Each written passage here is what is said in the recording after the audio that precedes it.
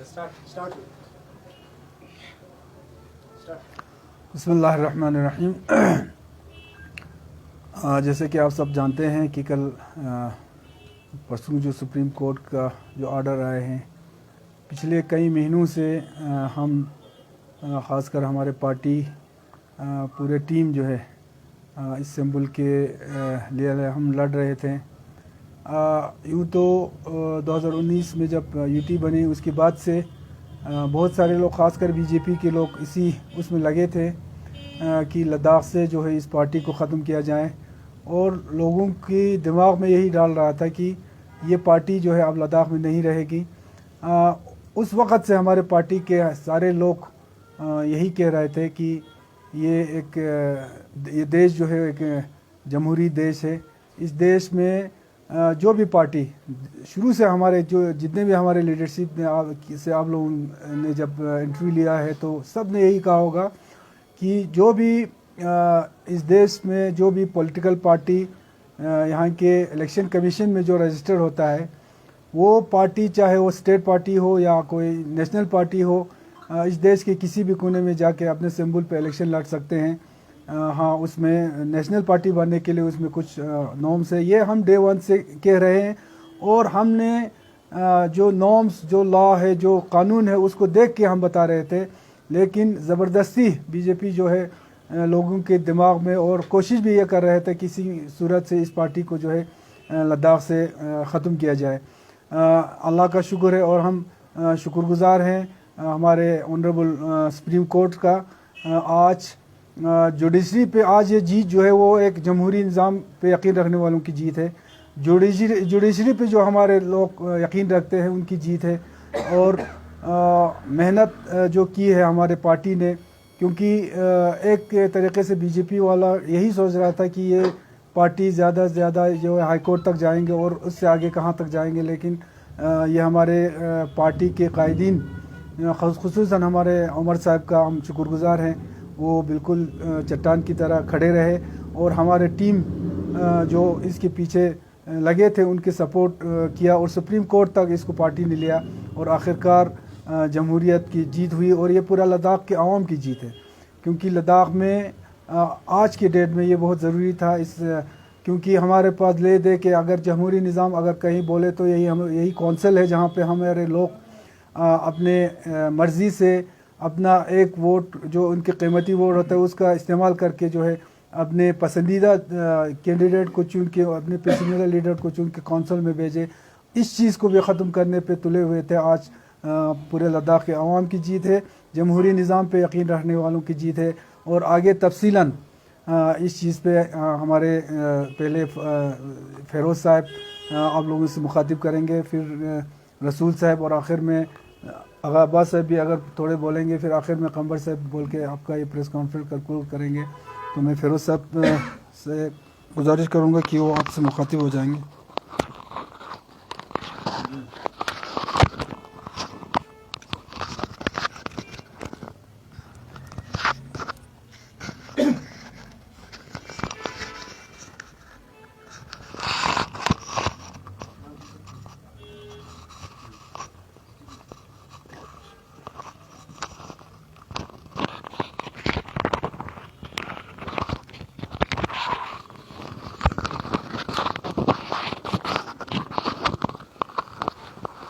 औज़ुबिल्लाहि मिनश्शैतानिर्रजीम, बिस्मिल्लाहिर्रहमानिर्रहीम। इस press conference के बारे में हमारे प्रेसिडेंट साहब ने आपको तफसीलन बता दिया है कि जो परसों 6 तारीख को जो जजमेंट आई हमारे ऑनरेबल सुप्रीम कोर्ट की तरफ से, जिसमें एक वाज़ेह तौर पर ये कहा गया कि जो हमारा सिंबल के लिए जो ये पार्टी लड़ रही थी, यानी उन्होंने इसको जो अदालत आलिया हमारे हाई कोर्ट के सिंगल बेंच डबल बेंच का जो जजमेंट था उसको इन्होंने एज इट इज़ रखा। और उसके अलावा जो जजमेंट आपने देखा होगा उसमें एक तो उन्होंने कहा कि एक तो जो हाई कोर्ट का जो जजमेंट आया है वो एज इट इज़ होगा। उसके अलावा इन्होंने एक फ़ाइन इम्पोज किया हमारे यूटी एडमिनिस्ट्रेशन पर, यह कह कर कि इन्होंने जो है खामखा अदालत का जो है वक्त ज़ाया किया है।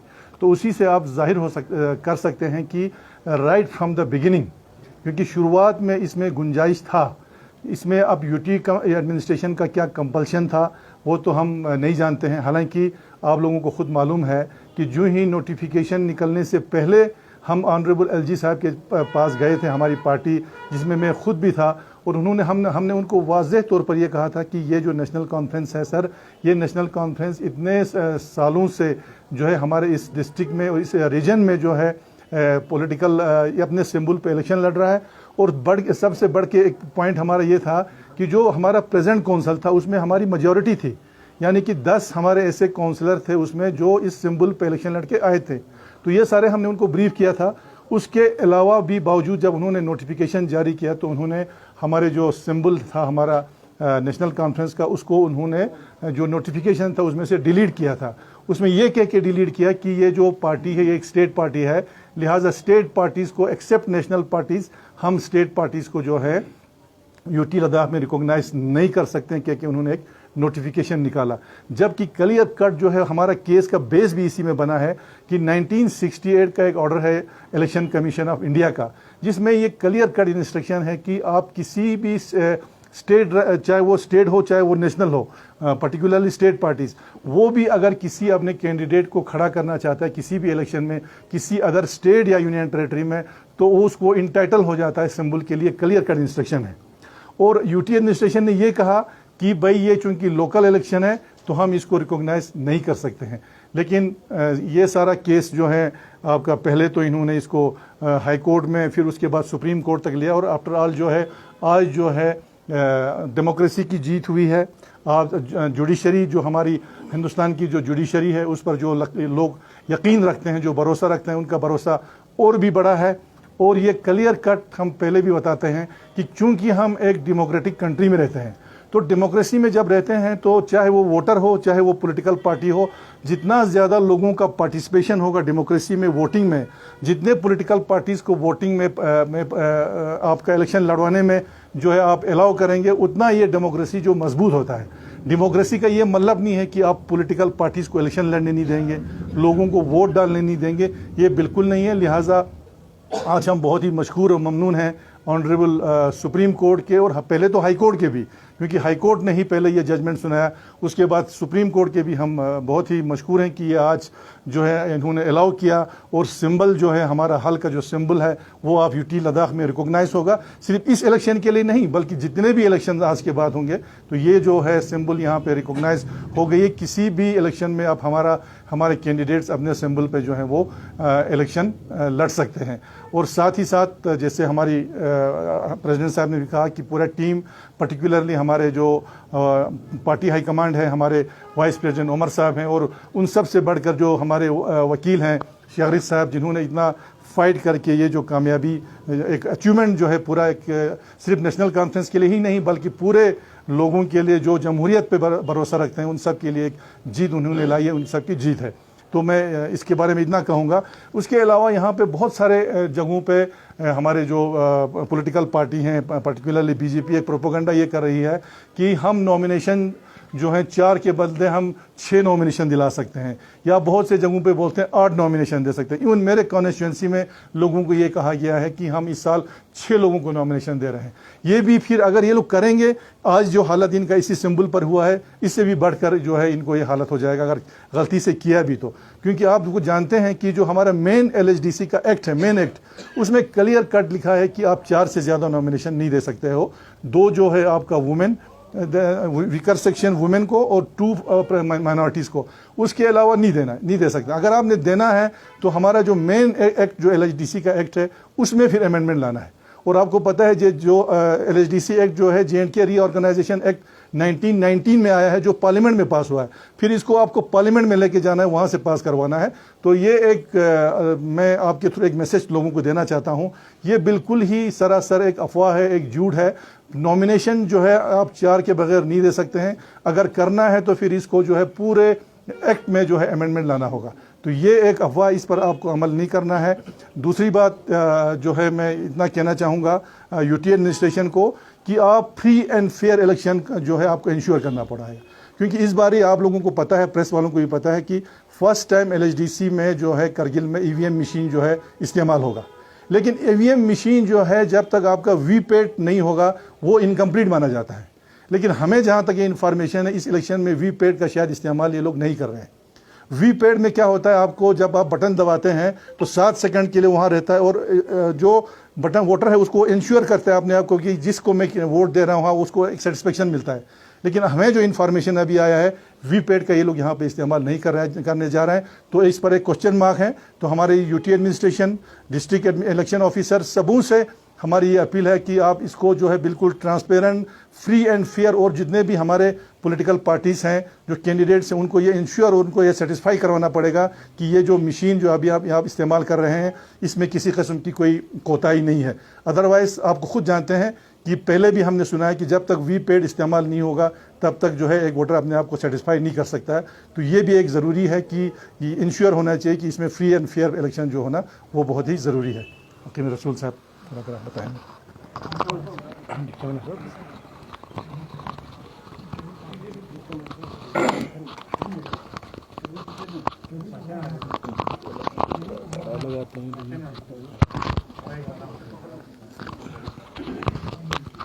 चलो हाथ में रखिए ना सर।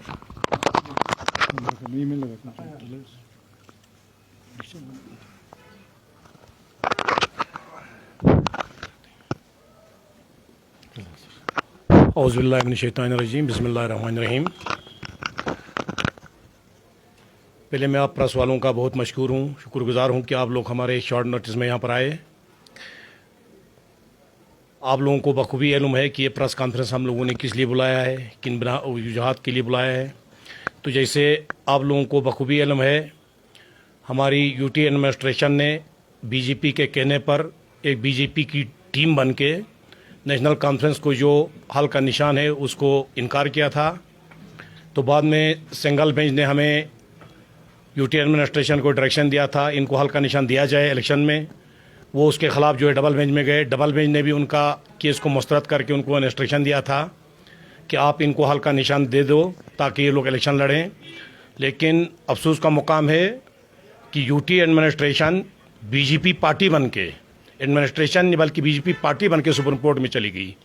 ये तो पहला इंसिडेंट है लद्दाख में या पूरे जे.एंड.के में या इंडिया में मेरे ख्याल में कि एक गवर्नमेंट जो है एक निशानी के लिए जो है सुप्रीम कोर्ट तक चली जाती है। क्योंकि जैसे हमारे फिरोज साहब ने पहले बोला, जमहूरियत में लोगों को ज़्यादा से ज़्यादा पोल में, इलेक्शंस में इन्वॉल्व करना चाहिए। तो यहाँ तो यूटी एडमिनिस्ट्रेशन चाहती है कि कश्मीर की तरह यहाँ पर कोई भी लोग जो है पार्टिसिपेट न करें। मुझे तो ऐसा लगता है ये यहाँ पर कश्मीर बनाना चाहते हैं। वरना क्या वजह है एक इतनी बड़ी पार्टी जिसकी अक्सरियत नेशनल कॉन्फ्रेंस के सपोर्टरों की है, उसको जो है इन्होंने दीवार के साथ लगाना चाहा। लेकिन अल्लाह का शुक्र है, सुप्रीम कोर्ट के हम मशकूर हैं, जमहूरियत के हम मशकूर हैं कि उन्होंने इनके उस फैसले को लतकार कर दोबारा इनको इंस्ट्रक्शन दिया और इनका जो प्रोसेस किया, जो 2 नंबर प्रोसेस था उसको कैंसिल करके रीशेड्यूल कराया। हम सुप्रीम कोर्ट के मशकूर हैं। लेकिन अब यहाँ पर एक सवाल फिर उठ जाता है, क्या ये UT administration free and fair election करवा सकते हैं या करवाएंगे? क्योंकि एक निशान देने के लिए ये सुप्रीम कोर्ट तक चले गए, तो हम कैसे यकीन करें कि ये फ्री एंड फेयर इलेक्शन कराएंगे यहाँ पर? क्योंकि ऊपर से लेके नीचे तक ये बीजेपी के चमचे बने हुए हैं सब के सब। तो हमें इन पर क्वेश्चन मार्क है। तो इसलिए करगिल की आवाम के ऑन बिहाफ पर हम सेंट्रल गवर्नमेंट से गुजारिश करेंगे कि इसमें इंटरफेयर करे और फ्री एंड फेयर इलेक्शन यहाँ करवाएं। अगर फ्री एंड फेयर इलेक्शन यहाँ नहीं करवाए गए तो जो हालात कश्मीर में हुए, आप लोगों को पता है कश्मीर के हालात खराब क्यों हुए, इसी इलेक्शनों की वजह से। इलेक्शनों में धांधलियाँ हो गई, लोग जमहूरियत चाहते थे, इन्होंने अपनी मर्जी से हुकूमतें बनवाई। तो हो सकता है इन फ्यूचर में लद्दाख में भी यही हालात हो, अगर यही हाल एडमिनिस्ट्रेशन का रहा तो। इसलिए मैं गुजारिश करता हूँ यूटी एडमिनिस्ट्रेशन से, सेंटर से, कि यहाँ पर फ्री एंड फेयर इलेक्शन कराएं और लोगों को ये नहीं लगना चाहिए कि हमारे साथ धोखा हो गया है। तो इसके लिए हमारे फिरोज साहब काफ़ी एक्सपर्ट हैं हमारे इन मसलों में। जो ऐसे बोला आपको अभी ईवीएम मशीन का, तो ये बात भी सही है। क्या पता इन्होंने मशीन अंदर से बीजेपी के ये बटन लगा के लाए होंगे। ये क्यों नहीं लाएंगे वीपैट? जब ऑलरेडी पूरे हिंदुस्तान में वीपैट लग रहे हैं तो इस इलेक्शन में क्यों नहीं लगेंगे वीपैट? हमें इसमें डाउट है। तो मैं यहाँ के डीसी साहब जो हमारे इलेक्शन ऑफिसर भी हैं कि आप तमाम पार्टियों की मीटिंग बुलाए बिफोर इलेक्शन, बिफोर ये जो आपका ईवीएम मशीन या बाकी जो सिस्टम को आपने दोबारा जो है रिशेड्यूल करना है उससे पहले मीटिंग बुलाए और हर एक की राय लीजिए। ऐसा ना हो कि आप दोबारा इलेक्शन करें, दोबारा हम कहीं जाएं और आपको दोबारा इलेक्शन कैंसिल करना पड़े, क्योंकि हम नेशनल कॉन्फ्रेंस वाले आप लोगों को छोड़ने वाले नहीं हैं। हम छोटी सी छोटी बात लेके आप हाई कोर्ट तक जाएंगे, सुप्रीम कोर्ट तक जाएंगे, आपको यहां गुंडागर्दी आरएसएस का राज चलाने नहीं देंगे। हम लद्दाख में कभी भी आरएसएस के राज को पसंद नहीं करेंगे। हम यहां पर गांधी के राज को, जमहूरियत के राज को पसंद करेंगे। गांधी के देश की जमहूरियत को हम यहां लगाएंगे, बाबा अंबेडकर के कानून को हम यहां लागू कराना चाहेंगे। हम गोडसे और नाथुराम की जो है वो यहां पर लॉ को लागू करने नहीं देंगे। इसलिए आपको सही तरीके से जमहूरियत के हिसाब से यहां पर जो इलेक्शन कराना पड़ेगा, वरना आप लोगों को खुद भुगतना पड़ेगा, लोगों को जवाब देना पड़ेगा। बाकी मैं एक बार फिर अपने हाईकमान का और खासकर हमारी डिस्ट्रिक्ट की जो कमेटी है, आगा साहब, कमर साहब, हनीफा साहब, फिरोज साहब और तमाम जितने वर्कर हैं और हमारे अपनी मीडिया से और आप मीडिया का भी बहुत मशहूर हैं कि आपने इस मसले को हाईलाइट कराया, पूरे हिंदुस्तान तक इस मसले को पहुंचाया और आज जमहूरियत की जीत हो गई है, नेशनल कॉन्फ्रेंस की जीत नहीं है, ये हिंदुस्तान के 1,140 करोड़ लोगों की जीत है। क्योंकि आज लद्दाख में हम पर पाबंदी लगती है हमारे झंडे पर, तो कल दिल्ली में कांग्रेस पर लगती, परसों मणिपुर में किसी और पार्टी पर लगती, इन वक्त होता एक वक्त में फिर बीजेपी पर भी ये पाबंदी लग जाती। ये जमहूरियत की जीत है। इसलिए मैं सुप्रीम कोर्ट को मुबारकबाद देना चाहता हूं, क्योंकि आज हिंदुस्तान में अगर किसी इंस्टीट्यूशन पर हमारा भरोसा है तो सिर्फ सुप्रीम कोर्ट पर, बाकी सब इंस्टीट्यूशंस को बीजेपी ने खत्म किया हुआ है, सबको उन्होंने अपने इस्तेमाल के लिए और अपने फायदे के लिए इस्तेमाल किया है। तो सुप्रीम कोर्ट के हम मशहूर हैं और हमें उम्मीद है हिंदुस्तान को, अगर गांधी के हिंदुस्तान को कोई बचाएगा तो हमारा सुप्रीम कोर्ट ही बचाएगा, हमारी अदलिया बचाएगी, हमारा कानून बचाएगा।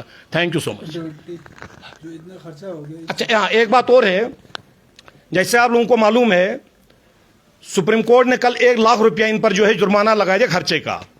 अब मैं यूटी एडमिनिस्ट्रेशन से यह सवाल करना चाहता हूं, आप लोगों ने जो करोड़ों रुपया इस इलेक्शन पर खर्चा किया, इसका जवाब किसने देना है? इस खर्चे को किसने बर्दाश्त करना है? क्योंकि ये पैसा तो आपका तो नहीं है, आप जनाब वाली कमिश्नर सेक्रेटरी और एलजी साहब का तो नहीं है, ये हमारे टैक्स से पैसा गया हुआ है।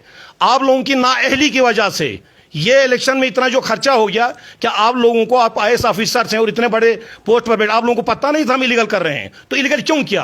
अगर इलीगल किया, हमारा जो खर्चा हो गया है, हमारी कौम का जो खर्चा हो गया है, हमारे लोगों का जो खर्चा हो गया है, इतने दिन कैंपेन चलाया यहाँ पर लोगों ने, आज़ाद उम्मीदवारों ने, दूसरी पार्टियों ने, इसका जिम्मेवार कौन है? इसका जवाब यूटी एडमिनिस्ट्रेशन को देना पड़ेगा। और मेरा तो ये भी ख्याल है यहाँ की आवाम को बज़ाब्ता जो है कोर्ट में जाके पिटीशन इनके यूटी एडमिनिस्ट्रेशन के खिलाफ लगाना चाहिए कि हमारा जो खर्चा हो गया वो किसने बर्दाश्त करना है। खासकर हमारे कैंडिडेट्स हैं, हमारे आज़ाद उम्मीदवार हैं, हमारे लोगों के बिजनेसमैन हो गए, इतने लोग इतने दिन में कैंपेन चला रहे हैं, करोड़ों रुपये का हमारा लॉस हो गया, इसका जिम्मेवार कौन है? इसके लिए जिम्मेवारी फिक्स होनी चाहिए, एक कमीशन बैठा के इसलिए जिम्मेवारी फिक्स होनी चाहिए कि यूटी एडमिनिस्ट्रेशन ने ऐसा गंदा काम किया क्यों, किसके कहने पर किया, जमहूरियत का कत्ल क्यों किया गया, इसके लिए बज़ाब्ता एक कमेटी बना के जो भी कसूरवार इसमें उनको सजा मिलना चाहिए, ताकि आइंदा कौम का पैसा और देश का पैसा बर्बाद ना हो। Thank you.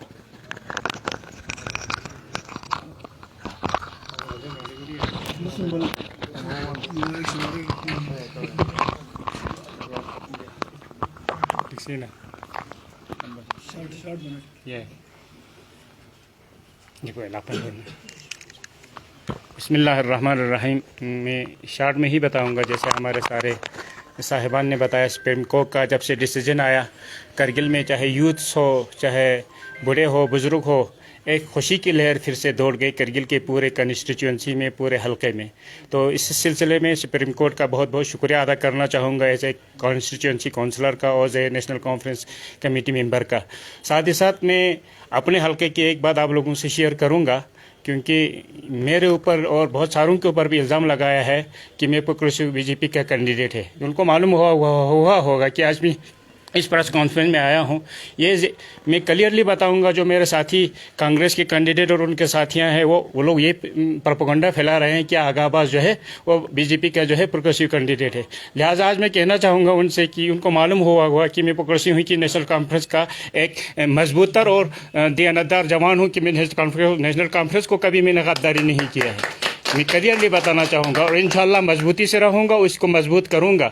लेकिन ये प्रोपेगेंडा फैलाना, आप लोगों मीडिया वालों से भी मेरा गुजारिश है, क्योंकि मेरा साथी कैंडिडेट है, आप उनको मीडिया पे लाके क्लियर करें कि ये प्रोपेगेंडा ना फैलाए। वो आप लोगों के हाथ में नहीं आ रहे, मुझे वो भी मालूम है, वो आप लोगों से भाग रहे हैं, मुझे वो भी मालूम नहीं है, लेकिन ये क्लियर करें, अगर हमारे साथ इलेक्शन लड़ रहे हैं, कोalition के हिसाब से चल रहे हैं, वो सीधे चले, इसे प्रोपेगेंडा ना करें। फिर से मैं आप लोगों का शुक्रिया अदा करूँगा। Thank you very much.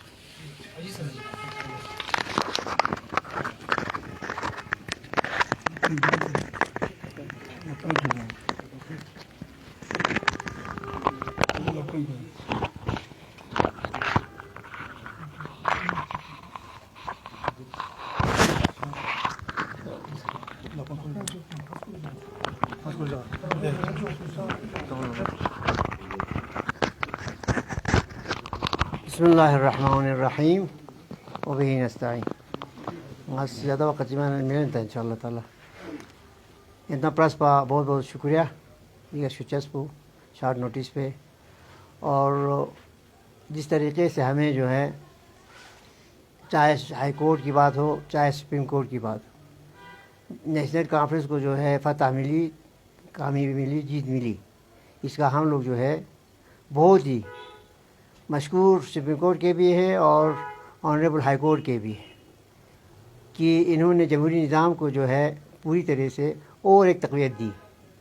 क्योंकि जमहूरी निज़ाम का जो है गला घोंटा था इन्होंने हमारी यूटी यूनिवर्सिटी, चाहे जिसके भी मतलब प्रेशर में आया हो। मैं सबको ये बोल देता हूँ, कभी नहीं चाहूँगा कि हमारे डीसी का रिपोर्ट सही था, जहाँ से किया रिपोर्ट रिकमेंडेशन सही था। उसके बाद हमारे सीईओ का जो था chief electoral officer, he was also positive मतलब ये माइंड जो रखते हैं वो। उसके बाद लॉ डिपार्टमेंट का हमारे हक़ में ये यानी हमारे हक़ में जो है उन्होंने भी अपनी यानी रिपोर्ट जो है हमारे डिपार्टमेंट की ये हमारे नेशनल कॉन्फ्रेंस के हक़ में दिया कि ये लीगली जो है दे आर राइट। अच्छा, उसके बाद जो है फिर आपके जो चीफ इलेक्शन कमिश्नर है ऊपर जो इलेक्शन कमीशन ऑल इंडिया के जो है आपके इलेक्शन कमीशन, उनके भी तकरीबन हमारे पास हमारे साथ पॉजिटिव था। उन्होंने भी इनको हिदायत दिया था कि आप ये लोकल होल जो है have to deal with the local administration. Local administration से एलजी का जो एडमिनिस्ट्रेशन उसको डील करना था। तो हुआ क्या, ये सब चीज़ें फाइल गई।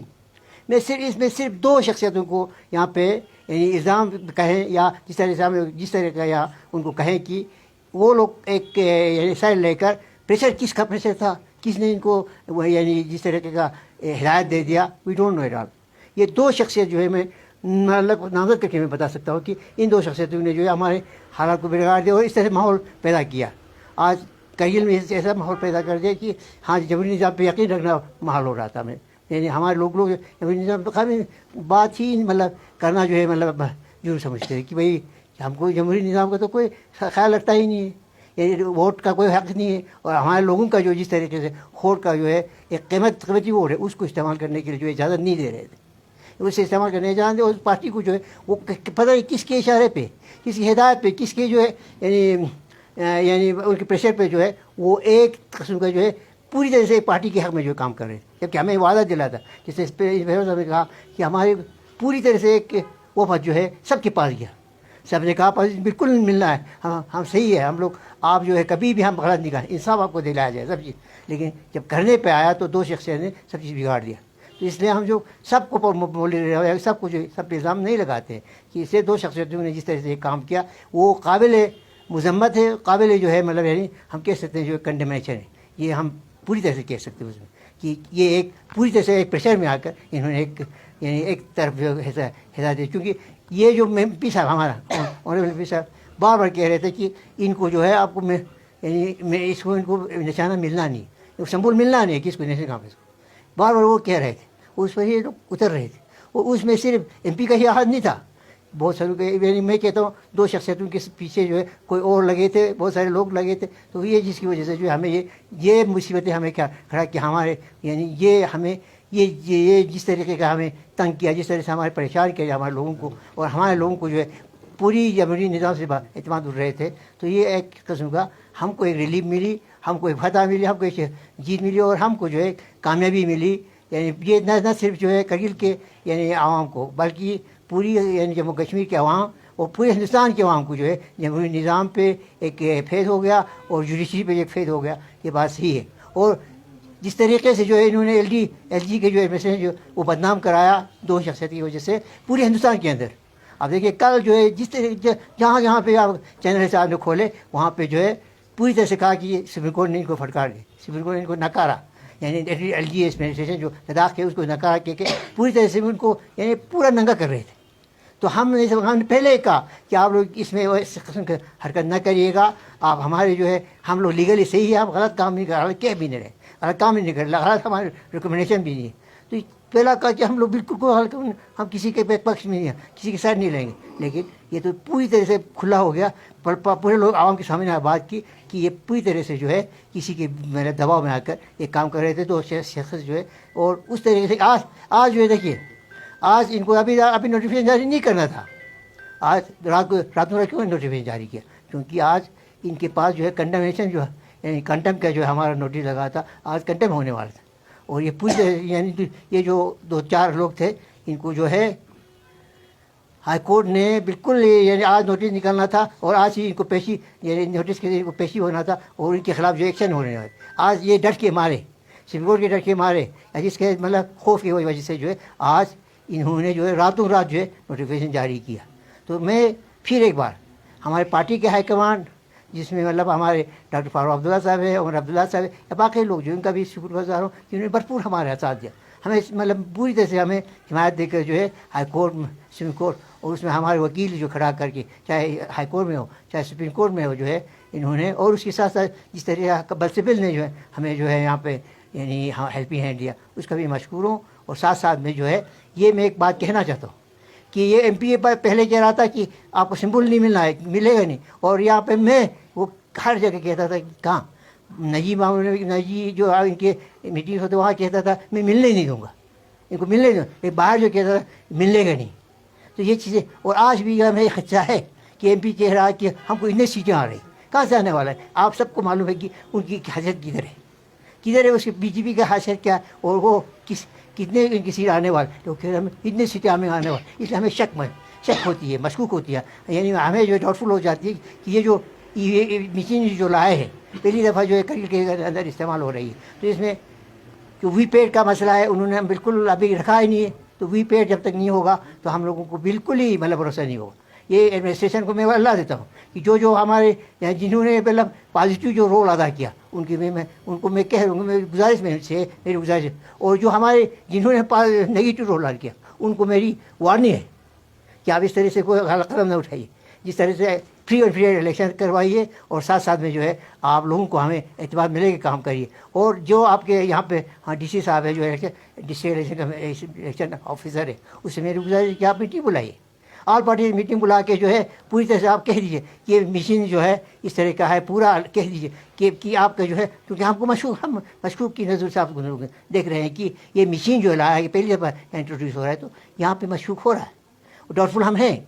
क्योंकि आपके MP जो है कहते जा रहा है कि अब इतने सीटें आना किधर है उसका लोग उसकी मतलब कहाँ है, मतलब आपको मैं कहता हूँ किस जगह जो इसको इसी आने का आप लोग बताइए कि कौन सी जगह सीट है जहाँ आने की इम्कान है, एक सीट इनको आने का इम्कान, ये तो हम तो नहीं देख रहे हैं।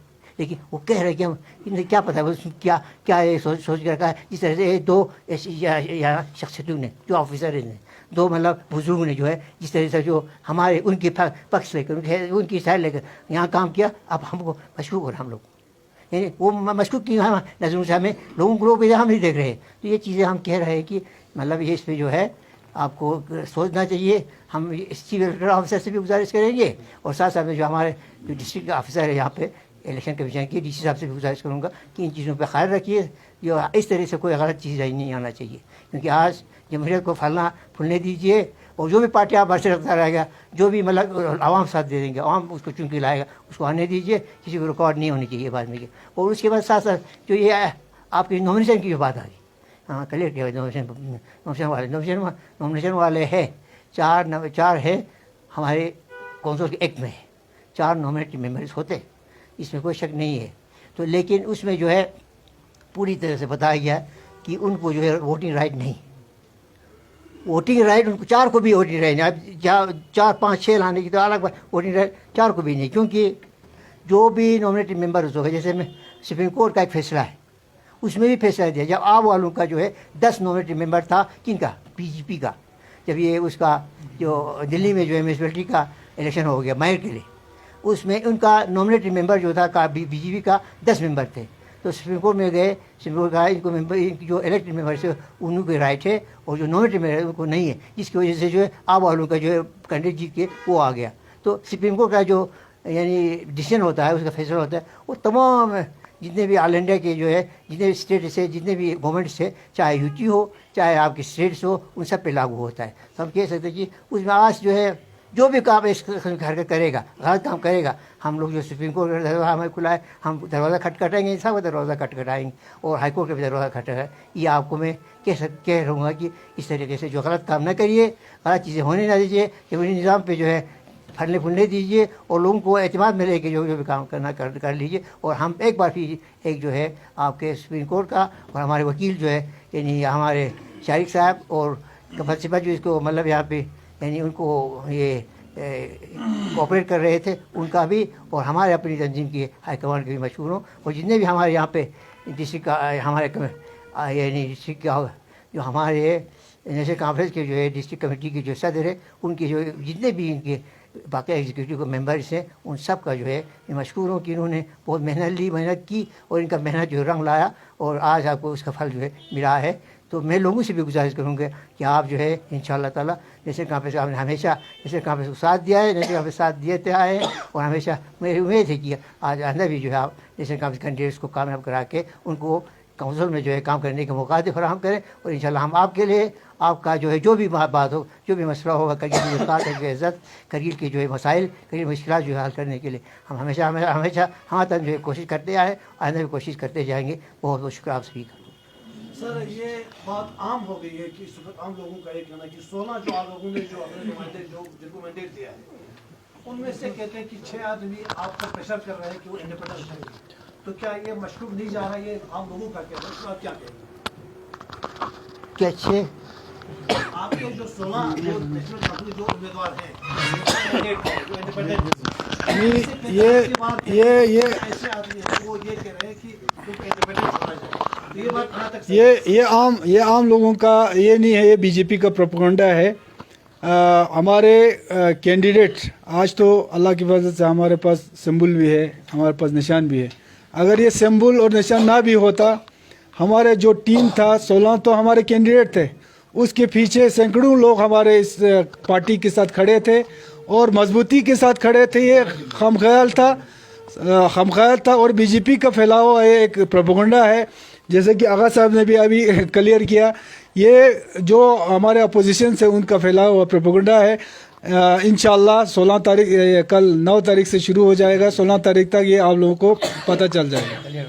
सर जो इस वक्त जो इतना खर्चा हुआ, वक्त जाया हुआ, काफी परेशानी, इसको आपकी नजर से देखते हैं? देखिए रसूल साहब ने एक बात सही कहा कि अभी हम सोच भी रहे हैं और हमें सोचना भी चाहिए। हमारे अलावा करगिल का आवाम जितने भी कैंडिडेट्स, हमें खर्चा गवर्नमेंट का जो खर्चा हुआ वो अलग, इतने दिनों से हमारे लोगों को जहनी परेशानियां जो आई, उसके अलावा हमारे कैंडिडेट्स का जितना आज टाइम ज़ाया हुआ, खर्चा हुआ, ये सारे चीज़ें इनका अकाउंटेबिलिटी तो होने चाहिए ना, फिक्स होने चाहिए। कौन कौन इसके जवाबदेह होंगे? तो रसूल साहब का भी सही है, हमें सोचना चाहिए कि इसको लेके भी हम कोर्ट का दरवाज़ा क्यों ना खटखटाएं। क्योंकि देखो पूरा एडमिनिस्ट्रेशन को तो हम जिम्मेदार नहीं ठहराएंगे, मगर जो भी लो, एक बंदा हो, दो बंदा हो, 3 बंदा हो, इसमें तो कसूरवार तो है। तो उन कसूरवारों को मैं तो बोलता हूँ ज़ाती तौर पर उनके खिलाफ हमें एक्शन लेना चाहिए और इस पर सोचना भी चाहिए।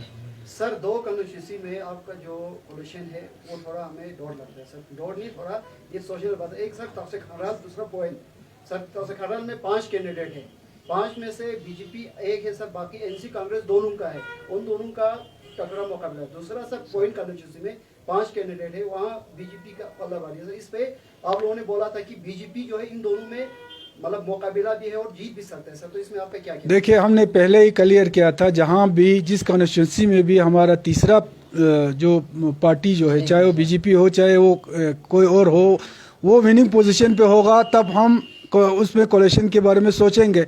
तो वहाँ पे अगर हम नहीं सोच सकते, इसका मतलब ये है कि वहाँ पे कोई ना बीजेपी उसमें, तो वहाँ पे आना है तो इन्हीं 2 पार्टियों को ही आना है हमारे नज़र से।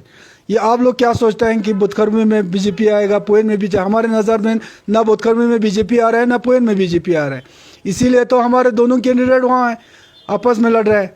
तो दोनों में से एक तो निकल के आएंगे। हमारा तो यही है कि दोनों में इंशाल्लाह या एनसी आएगा या कांग्रेस आएगा। सर क्या कोलिशन को लेके और फिर से सोच विचार होंगे, बातचीत होंगे कांग्रेस के साथ? और क्या कुछ नए फेसेस इस बार आ सकते हैं एनसी से? नहीं, जहाँ तक एनसी की बात है, नए फेस के हमें कोई अभी तक ये नहीं है। हमारे जो कैंडिडेट्स हमने लिस्ट किए थे, इंशाल्लाह हमारे सारे कैंडिडेट्स जो है वो उसी लिस्ट के हिसाब से होंगे। सर, आपको क्या लगता है कि इस कोalition से आप लोग मुतमईन हो? आपको कहीं ना कहीं लगता नहीं कि कुछ जगहों पे तो मोनोपोली चल रही, क्योंकि जहाँ कांग्रेस वीक हो वहाँ एनसी को सपोर्ट करना था, जहाँ एनसी वीक हो वहाँ कांग्रेस। आपको लगता है सर कि मोनोपोली? बिल्कुल हम सेटिस्फाई है, और इंशाल्लाह आप इलेक्शन आते आते देखिए कि हर जगह जो है आप जब काउंटिंग होगा उस वक्त देखेंगे हर जगह से जो है एनसी कांग्रेस के ही कैंडिडेट आएंगे, और 26 सीट पे जो है हमारे कोalition के कैंडिडेट्स आएंगे। सर, जैसा कि पहले भी फिरोज साहब और रसूल साहब ने भी कहा कि जो इलेक्शन प्रोसेस जो है जो कि इस वक्त ईवीएम मशीन पे वोटिंग दिया जा रहा है, तो इस पे आपका खदशात का इजहार कर रहे हैं, तो क्या ये एडमिनिस्ट्रेशन के हिसाब आप लोगों ने इस बात को उठाया? देखो, आज हमने मीडिया के जरिए हमारे फिरोज साहब ने, रसूल साहब ने ये कहा है, ये क्योंकि इसलिए हम ये कह रहे हैं क्योंकि वीवीपैट जो है अभी हमारे नोटिस में ये है कि इस मशीन के साथ नहीं है, तो इसलिए आज मीडिया के थ्रू और इंशाल्लाह हम कोalition के भी हमारा मीटिंग है, उस मीटिंग में हम ये करके एडमिनिस्ट्रेशन के साथ ज़रूर हम इसका ये इशू जो है उठाएंगे। सर, बरसों कंस्टिट्यूंसी में जिस तरह से कि कांग्रेस का जो कैंडिडेट है उसने भी इंडिपेंडेंट को सपोर्ट किया और एनसी ने भी किया है, क्या अब दोबारा एनसी किसी और मैंडेट पे किसी को ला? देखिए, अभी हमारा इस कोalition में जो है अभी नए ये हुआ है, तो कुछ कॉन्स्टिट्यूंसी पे हमारे ज़रूर बात होंगे, तो बरसों कॉन्स्टिट्यूंसी पे हम अभी कोalition में बात करके देखेंगे क्या होता है। Thank you sir. शुक्रिया।